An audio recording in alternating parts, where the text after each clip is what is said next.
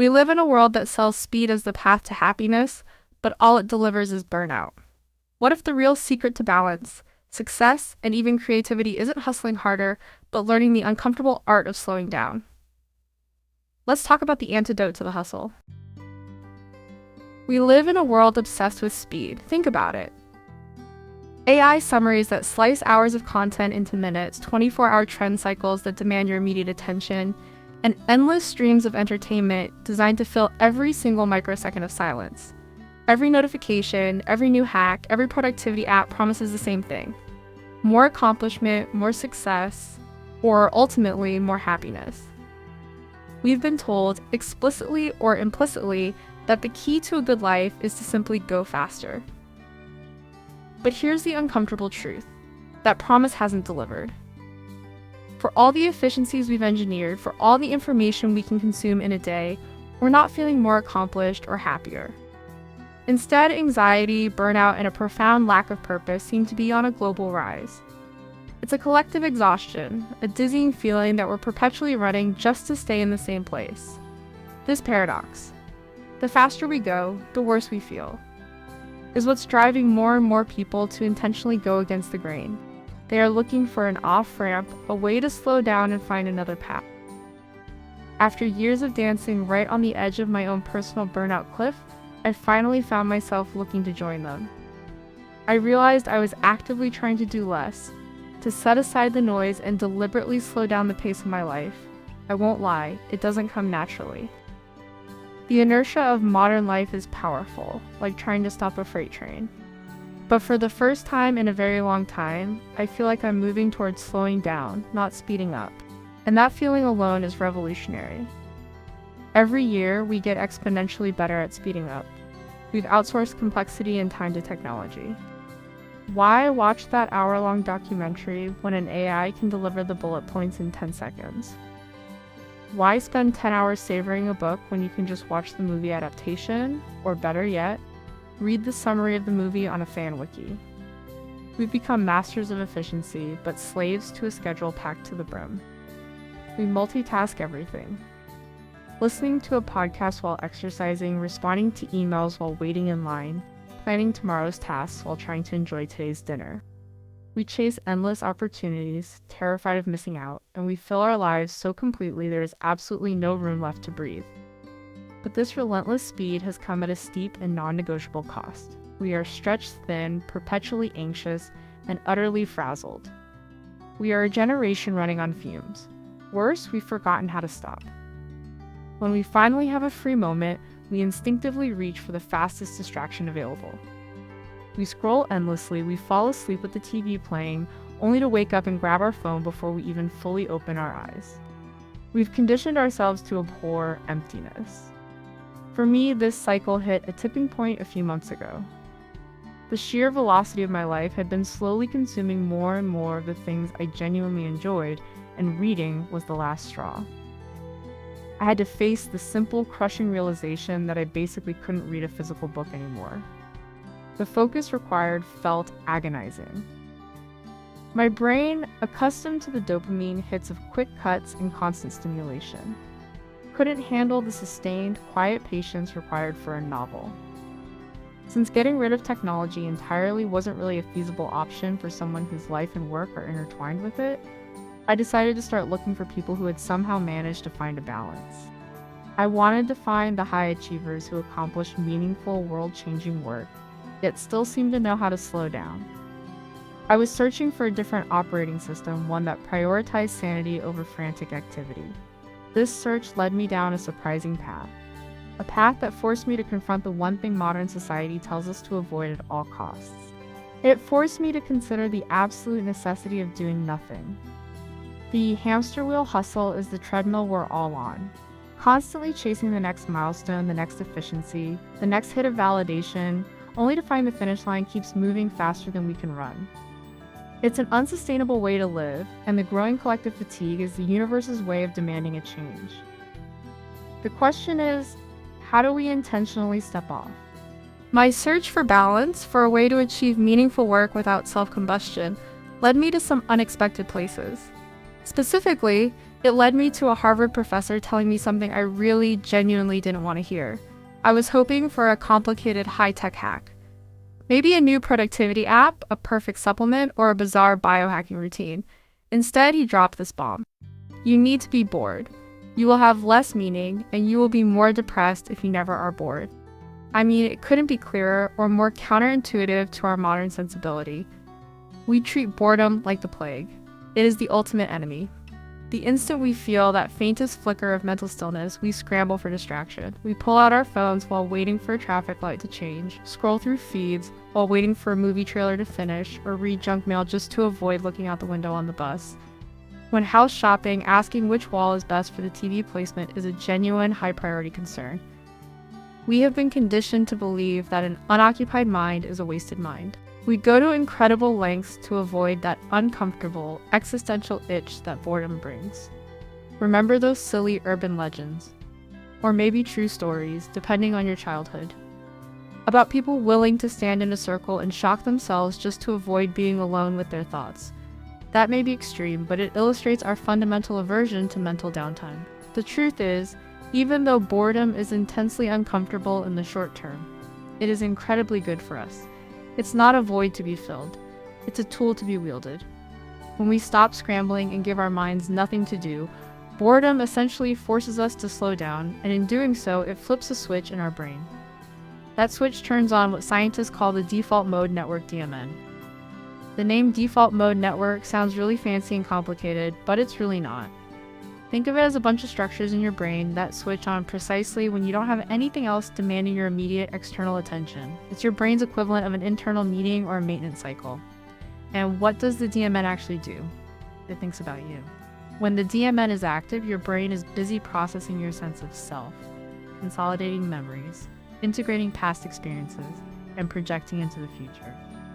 It's where you grapple with your ambitions, your long-term goals, and yes, those uncomfortable existential questions about meaning and purpose. This is the mechanism by which your brain connects the dots and forms your identity and narrative. You go to these deep, meaningful places only when you are bored, and it turns out that process is incredibly important for resilience and creativity. So if you genuinely want to slow down, if you want to exit the noisy, crazy, frustrating hamster wheel of modern life, you need to deliberately carve out space for boredom. Until very recently. Meaning, before the age of smartphones, wireless earbuds, and pervasive digital distractions, we didn't need to pursue boredom intentionally. Before the constant stream of digital content, if you were working in a field, waiting for the kettle to boil, or simply walking from point A to point B, boredom was the norm. There were no podcasts to listen to, no social feeds to scroll through. You had books, you had people, and you had your own mind. Now, we've swung in the complete opposite direction, where we genuinely never have to be bored if we don't want to be. The decision to be still is an act of defiance.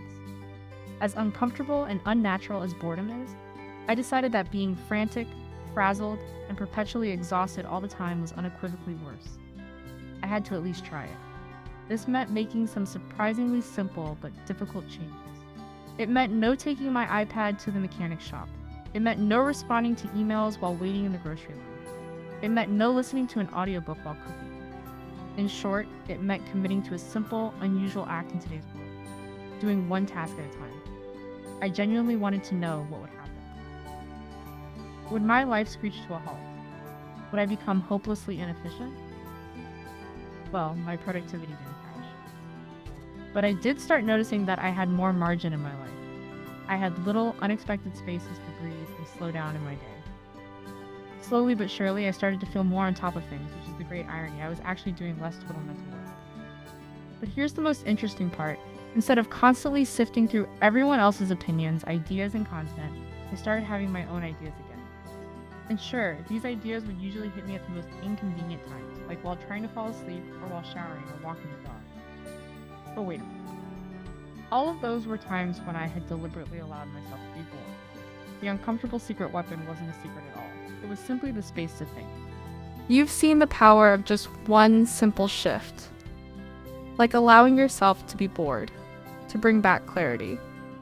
But what if you could rewire your entire routine, moving from frazzled and half-focused to fully present and productive, in just 30 days. If you're ready to implement these rhythms of slowness, focus, and true recovery, then my ebook, 30 Days to a Better You, is your blueprint. It provides the daily actionable steps to transition off the hamster wheel and build a sustainable life. Stop waiting for burnout to force a change.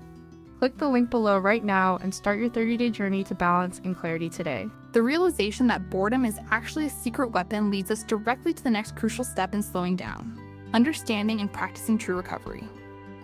In our society, we praise total exertion. We see hustle culture plastered everywhere. The relentless pressure to give 100% intensity 8 days a week. We've all seen the videos and read the captions. Up at 3:45 a.m., cardio by 4:45 a.m., hitting the iron by 6:15 a.m. There's a widespread notion that taking a break is weak, that sleeping more than 6 hours is lazy, and that the only way to get ahead is to go faster than everyone else. We're taught that there's always someone outworking us, and the only logical response is to push harder, do more, and never, ever slow down. But we know, deep down, that this is simply not realistic or sustainable. Take the world of professional sports, for example. We universally praise athletes for their incredible hard work, dedication, and intensity. Yet, we equally recognize and prioritize the absolute necessity of rest and recovery. Top athletes have sleep coaches, highly personalized routines for nutrition, and detailed protocols for physical recuperation. If an athlete ignores these recovery demands, the outcome is predictable: injury, burnout, and significantly worse performance. The recovery is just as much a part of the training as the exertion itself. For some baffling reason, we don't treat mental work in a similar manner. As more and more of our lives are spent in front of screens, thinking, strategizing, and processing information, it's becoming nearly impossible to separate work from recovery. We stare at a screen for our job, come home, and then stare at a different screen for relaxation. The lines between on and off have completely blurred. How can your brain truly switch off and repair itself if it's constantly processing high-speed visual and auditory input? It can't. If we want to successfully slow down and escape the burnout cycle, we have to intentionally put parts of our day into airplane mode. When you look at incredibly successful, high-performing individuals, the Cal Newports, the Andrew Hubermans, the Ryan Holidays, they all have something in common. They work unbelievably hard. They produce books, run businesses, host podcasts, and manage families.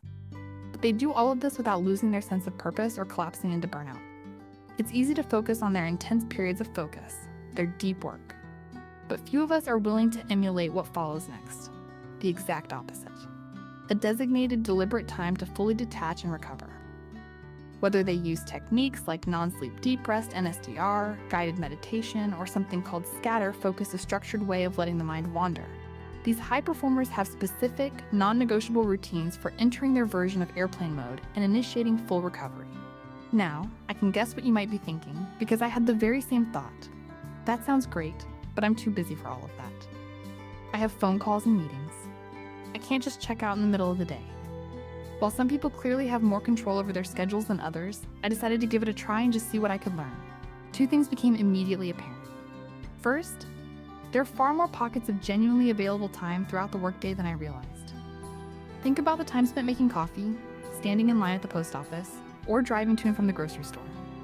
These are the moments when we instinctively pull out our phones, listen to music, or check the news.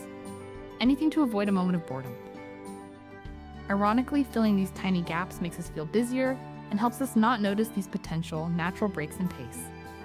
These are prime windows for airplane mode moments. Second, I realized I was really bad at doing anything fully. Here's a scenario I bet is familiar.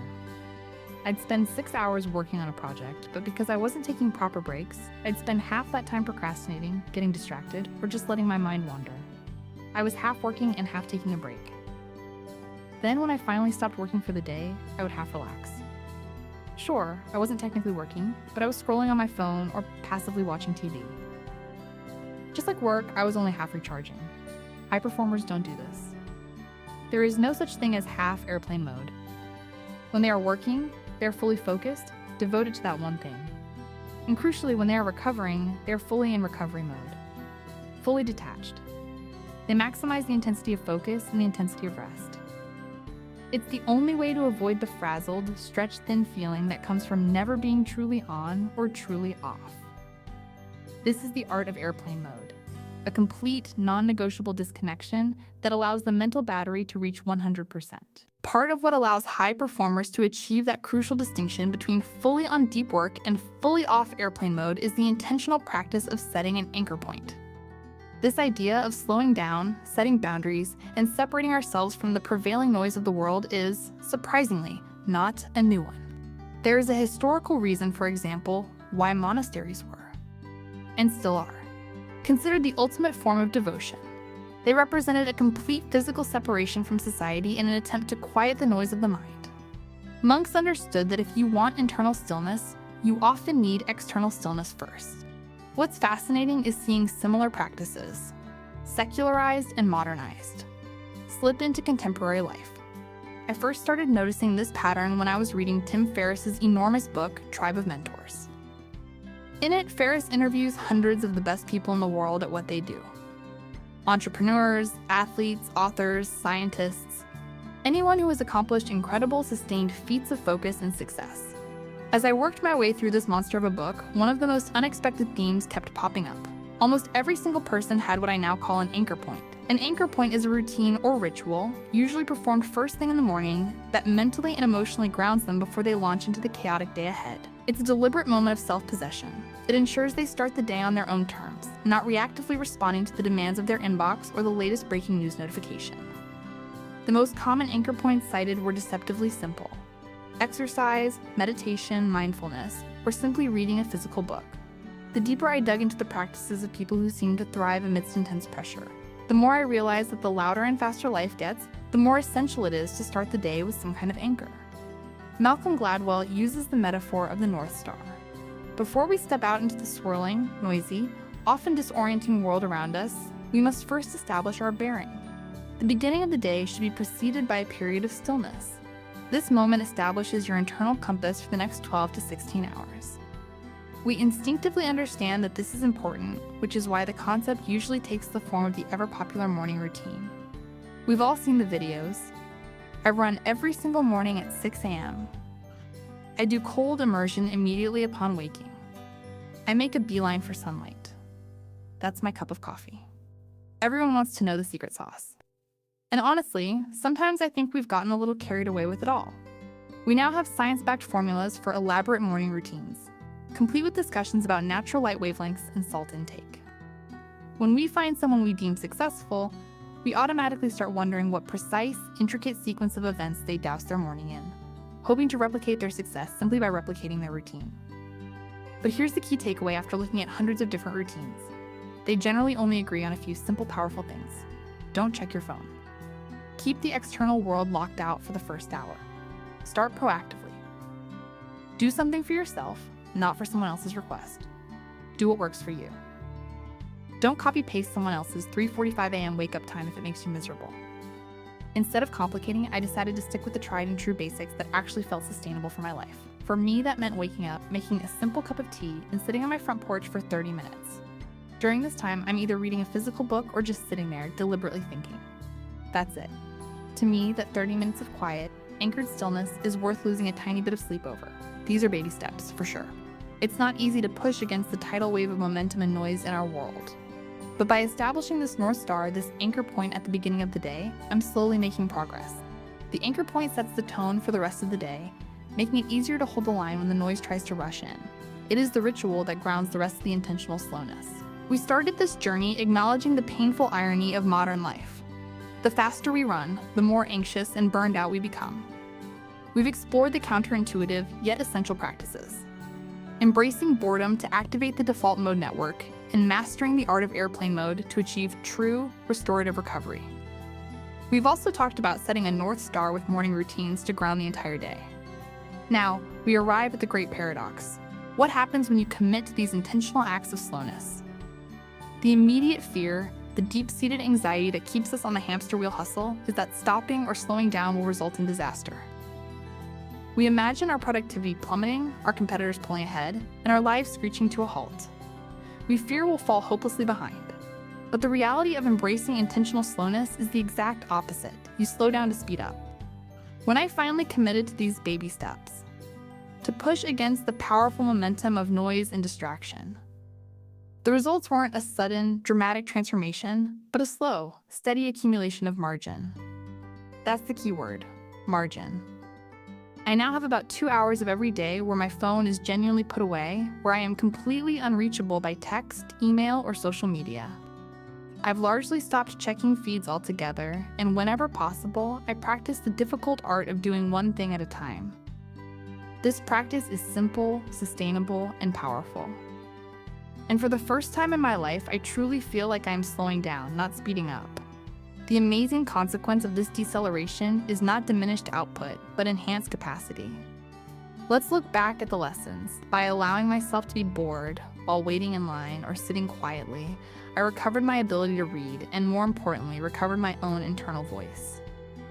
Before, I was constantly sifting through everyone else's ideas. Listening to podcasts, reading articles, watching summaries. My brain was a consumer, not a generator. The moment I stopped inputting constant noise, my own thoughts started bubbling up. These aren't just idle daydreams, they're the genesis of meaningful work. True creativity, innovation, and problem solving do not happen when you are frantically trying to process a spreadsheet. They happen when you give your brain the quiet space to connect disparate ideas via the default mode network. By committing to full focus during work and full detachment during breaks, I killed the half-working, half-resting state that leaves you feeling perpetually exhausted and guilty. When I work, I'm truly on. When I take a break, even if it's just 5 minutes of staring out the window or walking around the block without my phone, I am truly off. This dramatically reduces the feeling of being frazzled because there is a clean, sharp boundary between exertion and rest. The quality of 2 hours of focused work followed by a proper rest break is exponentially better than 4 hours of distracted, half-hearted effort. Starting the day with a simple, non-negotiable anchor point, a cup of tea, and a moment of quiet reflection ensures that the day unfolds from a place of intention, not reaction. That single act of self-possession makes me feel more on top of things, not less, because I have already completed the most important task of the day, setting my internal compass. I am less likely to be derailed by the first email that lands in my inbox because I've already decided what my priorities are. The great trick of the speed-obsessed world is convincing us that acceleration is the only path to success. The truth is that the greatest high performers, the ones who produce deep, meaningful, enduring work, are not the ones working 100-hour weeks. They are the ones who master the oscillating rhythm of intense focus followed by intense rest. They are masters of boundaries, not burners of the midnight oil. When you intentionally slow down, you are not stepping out of the race.